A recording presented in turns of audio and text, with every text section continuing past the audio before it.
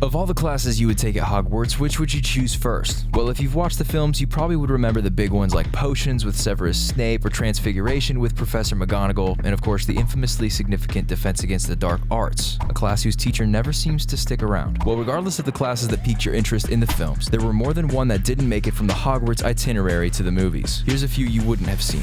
Arithmancy. Hermione took this class in her third year, and it speaks to her character because it's a very advanced course. It involves the use of magical numbers to tell the future, but wasn't just guesswork because they had charts. Like other classes, Hermione had to use the time turner to attend this class. The study of ancient runes was one of the few classes that proved difficult for Hermione. It involved decoding an ancient alphabet left by ancient wizards called runes.